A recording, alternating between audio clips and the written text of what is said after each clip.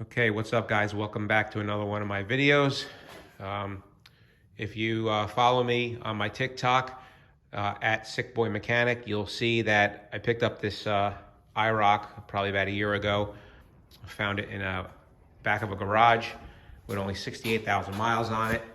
So I got it on the road and the heater core is leaking, so that's what I'm doing today. And I'm gonna walk you through the repair.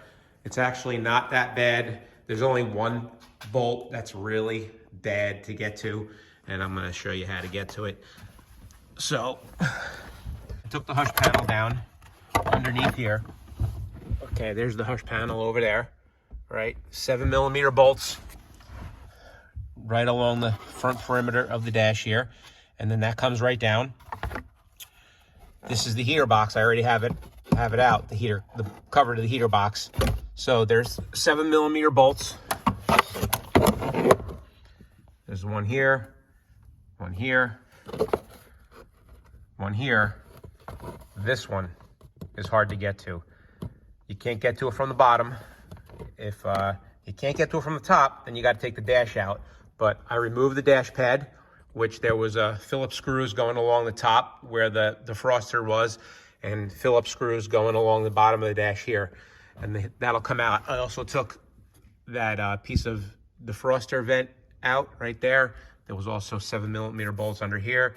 And I took out the right front speaker, which there was a 7mm there, and again, more bolts under here. I also took the nut off to give me a little wiggle room with the dashboard, but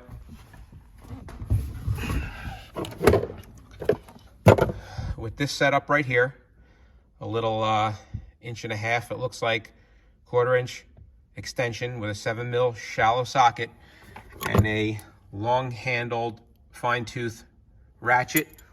I was able to get in the top here. I mean, it's out now, but right where I'm shining the light, you have to get in. It's not easy to do. I was holding the back of the ratchet with my finger like that, and with my other hand, I was just getting a little movement on it, just where I got it loose enough where I can fit my hand in there. Let me see. Like this. I put my hand in here like this, and I was able to loosen it the rest of the way. And I was able to do it without losing the actual bolt or my 10mm socket. I think if I would have taken the computer out from the bottom, that would have given me a little more room, but I was able to get it out without breaking anything. So there's the heater core right there. Okay, gotta take this off. There's a 7mm here, a 7mm right there, and then on the inside, there's also 2 of them.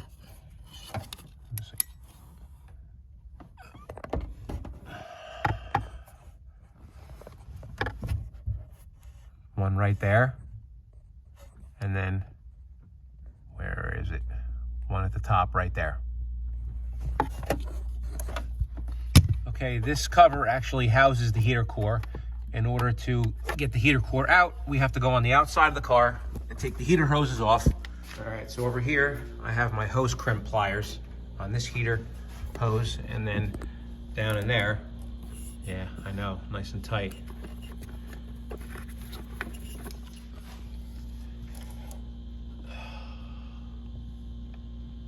There's the other heater hose right there. So there's regular screw clamps on them, on mine anyway. Take those hoses off, and then the heater core will come through the firewall. Now, if you don't have hose crimp pliers, this is so you don't have to drain the entire cooling system. I'll show you a little trick that you can use.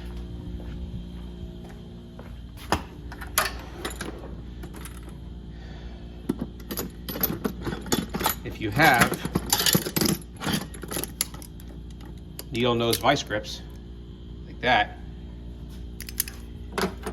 you can use 2 sockets like this right here on a pair of needle nose vice grips to crimp the hoses off. Okay, I'm using 8mm socket with a swivel because I can't get a screwdriver straight in there.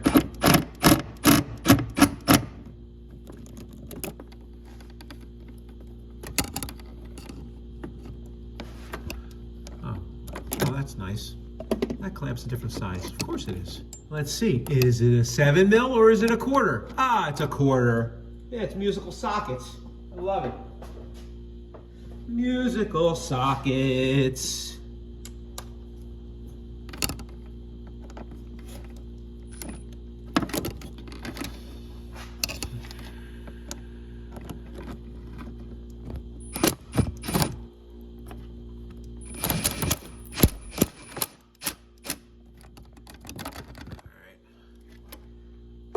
Now, if you can't get those hoses off, can't work them off gently with a pair of pliers, you may have to slice them with a razor blade to spread the hose. And then cut the hose back a little bit in order to get it back on. Just make sure you got enough heater hose to, if you got to cut some off of it.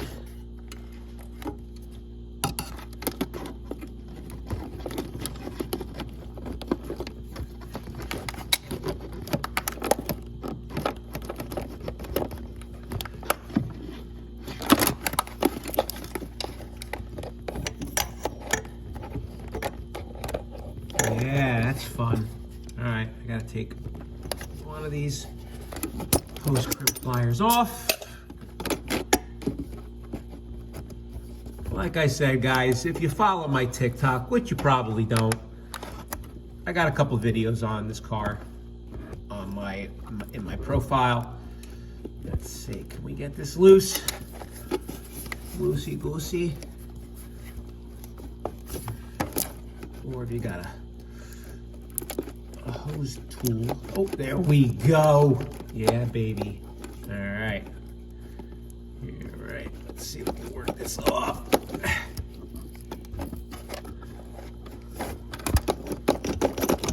Okay.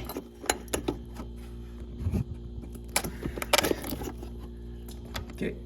There we go. All right. A little bit of coolant's running out there. I got to get my hose crimp pliers back on this other hose because I think this is going to keep running out. Maybe not. We'll see. I don't know. Take this fucking hose clamp off the rest of the way. It's going to have to be loosened up all the way, probably. Taken off. I don't know.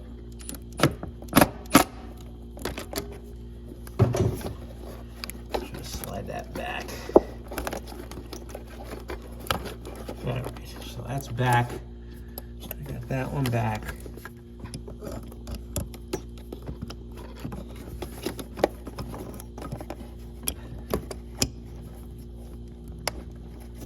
Nice that that's in your way. Let me see if I can move that. There we go.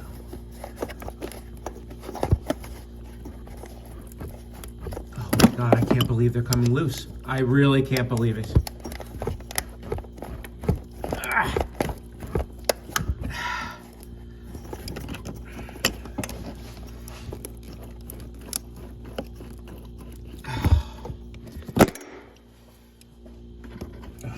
Yeah, this one stinks.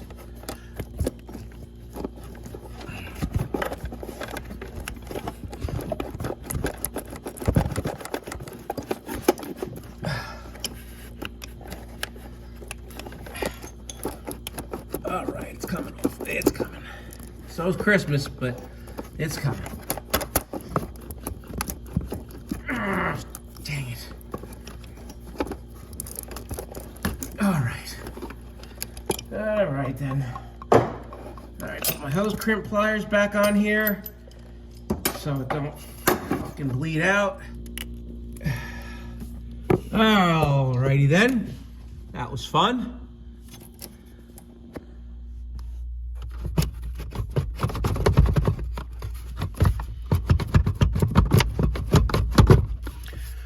By the way, this is an 86 Iroc. Don't really know if it makes a difference from all the third gens or not. I would imagine they all got to be pretty much the same. Okay. Okay, so there's some attaching hardware. I'm already matched up my heater core. It is correct, thankfully. 7 mils.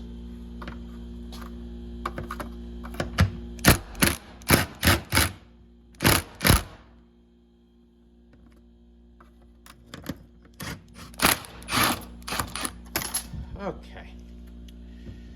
Just a tip when you're taking this out of its spot underneath the car there, tip it up so the antifreeze doesn't run out on your carpet.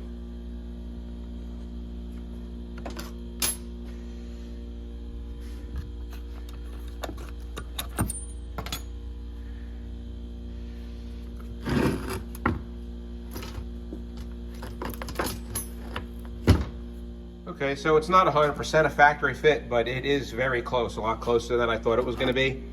There's only a small little hole right there and there where there might have been some foam. You're going to want to clean all this off. There's some factory foam that's in there. It's going to be all nasty. You're going to have to pull it off. And also, when you go to put these through the firewall, just make sure that you might have to tweak these, you know, bend these a little bit, you know, 'cause look, see, off a little bit. So other than that, it is a little messy. You're going to want to put a towel down to stop antifreeze from, you know, going on your carpet, and also clean out this heater box. It's going to be full of antifreeze, so you know you don't smell antifreeze for years on end. Okay, you can see I got both of the tubes through the firewall. Now I did have to squeeze them together a little because they weren't in the right spot, and it probably would help you to have another set of eyes on the outside here while you're trying to line that up, because I did have to go back and forth quite a few times to see where I was at. So I'm just going to start reinstalling everything. The 4 screws that hold the heater core into the heater box. Now there are a lot of screws that you got, so just a little tip. So as you can see right there, that's a really coarse thread screw, as opposed to that is a really fine thread. Okay, so the finer thread goes into the metal clips, and this one goes into plastic. So these are the ones for the heater box, and the other ones are for reassembling the speaker, the dash pad, and the hush panel that goes back under here. Okay, so as you can see, I got the heater box back in. I got all my bolts on at the bottom, and I'm just in the process of getting this top bolt back in. I was able to get the bolt in there with my fingers and wiggle it, just push the bolt into the plastic enough for where it's staying there right now on its own, and I'm going to get a socket in there with my hand and just get it started.